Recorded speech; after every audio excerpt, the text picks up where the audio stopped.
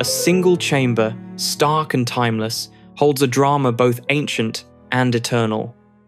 At its center, a man sits upright, his body illuminated by a raking, almost sacred light. Though facing death, he is a figure of unshakable resolve, his right hand reaching for the small cup that will end his life, his left pointing confidently toward the heavens, as if to teach even in his final moments. Around him, grief and fear coil like shadows. The disciples avert their gaze, bowing their heads, hiding tears they cannot contain.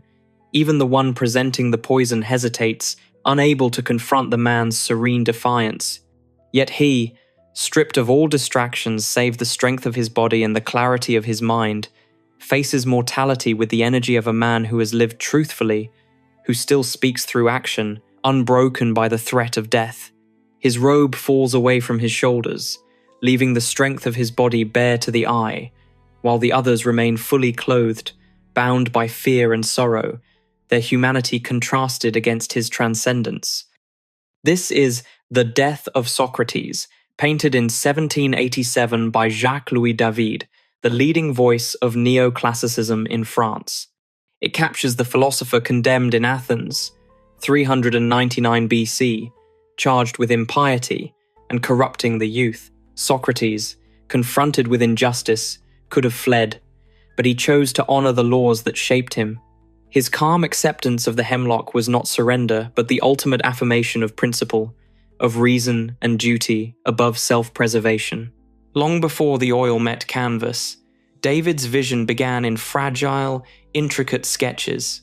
As early as in 1782, and with refined drawings in 1786, he mapped every gesture, every line of perspective, every subtle nuance of emotion. In these preparatory works, Socrates' hand pointing to the heavens, the lyre resting lightly behind his right leg, the receding lines converging on Plato's seated figure at the foot of the bed, all revealed the choreography of thought and philosophy.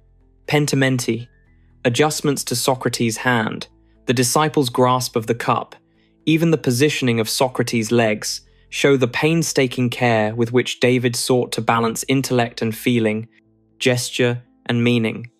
These sketches were not static plans, they were laboratories of human drama, where moral courage and sorrow were tested, refined, and immortalized. David's own beliefs suffused the painting.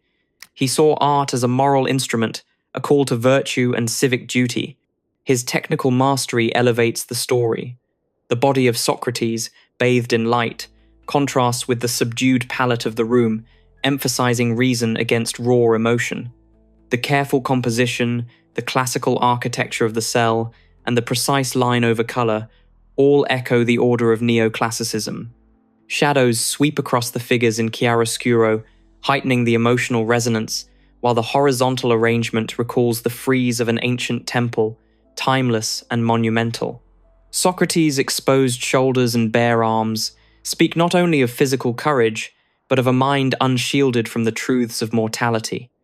Those around him, fully clothed, embody the human instinct to resist the unbearable weight of reality. In comparison, other artists who tackled the same theme illuminate David's triumph. Pierre Péron, David's contemporary and rival, painted Socrates' death in 1787 as well, displayed at the same salon. Péron's work, though technically proficient, lacked the intimate tension and emotional immediacy that David achieved, and critics recognized it as decisive in favor of David's vision. Earlier depictions, such as Giambettino Signorelli's, present Socrates already dead, surrounded by mourning disciples, emphasizing despair over the teaching moment. David's genius lies in the interplay. Life, death, and reason intersect in a single, charged instant. Philosophically and politically, the painting is layered. Socrates is the Stoic hero, reason incarnate, calm amidst grief and fear, martyr for truth. The disciples' bowed heads and averted eyes highlight the human cost of principle.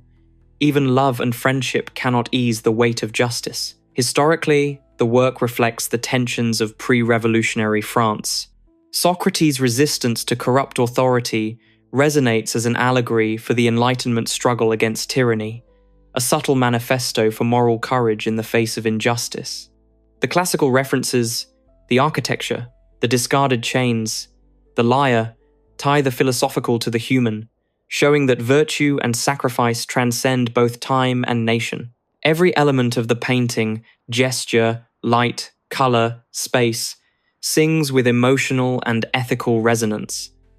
The cup of hemlock becomes more than a vessel. It is the conduit of courage. Socrates' unwavering gaze and elevated hand remind us that reason and principle can outlast the fear of death.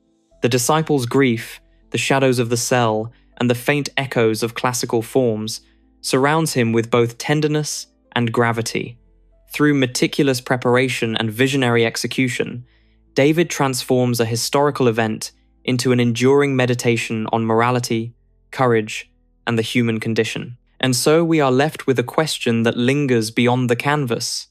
How do we face the truths we cannot change, and what would we hold sacred when all else is stripped away?